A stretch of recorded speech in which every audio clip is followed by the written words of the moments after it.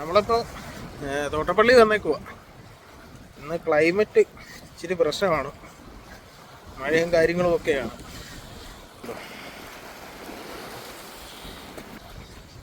കഴിച്ചുകൊണ്ട് ഇട്ടിച്ചിരി മറ്റേയൊക്കെ പിടിക്കാമെന്നുള്ള ഐഡിയയിലാണ് വന്നത്. എങ്ങനെ ആവുമെന്ന് അറിയത്തില്ല. നല്ല മഴയാണെങ്കിൽ ചിലപ്പോൾ നിൽക്കാൻ പറ്റിയാലും തോന്നും.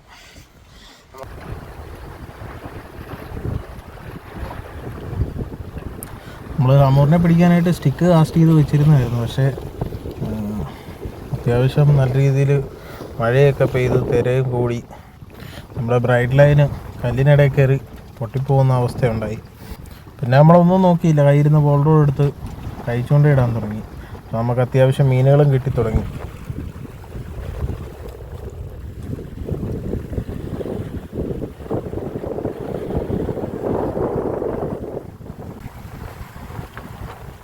മീൻ കൊത്തുന്നതൊന്നും അറിയാൻ പറ്റത്തില്ല. ഊഹം വെച്ച് ഒക്കെയാണ് വലിക്കുന്നത്. താത്തോണ്ട് പോയി കഴിഞ്ഞാലാണ് നമ്മൾ വലിക്കുന്നത്. ഇപ്പോൾ കിട്ടിയ ഈ മീൻ എനിക്കതിൻ്റെ പേര് കറക്റ്റ് അറിയത്തില്ല. നെറ്റിൽ നോക്കിയപ്പോഴത്തേക്കും ലൈൻ സ്നാപ്പർ എന്നാണ് കണ്ടത്. അപ്പോൾ ഇതിൻ്റെ പേരറിയാവുന്ന ആരെങ്കിലും ഉണ്ടെങ്കിൽ ജസ്റ്റ് ഒന്ന് കമൻറ്റ് ചെയ്യുക.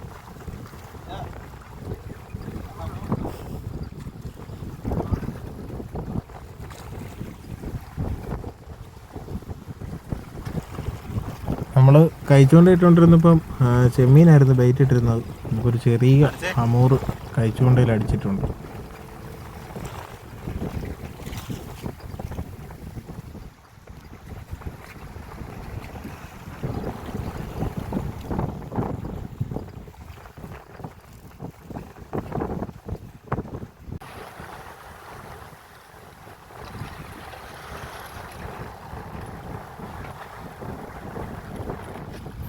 ഇവിടെ അത്യാവശ്യം നന്നായിട്ട് വറ്റ അടിക്കുന്നുണ്ട്.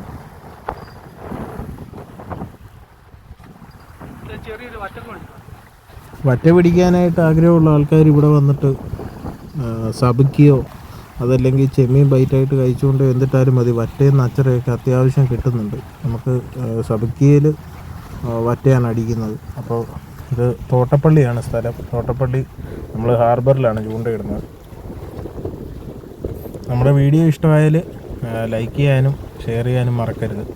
അതേപോലെ നമ്മുടെ വീഡിയോസ് ആദ്യമായിട്ടാണ് കാണുന്നതെങ്കിൽ നമ്മുടെ ചാനലൊന്ന് ഫോളോ ചെയ്യാനും മറക്കരുത്. അപ്പൂസ് അങ്ങനെ അടുത്ത നച്ചറയെ പിടിച്ചിരിക്കുകയാണ്.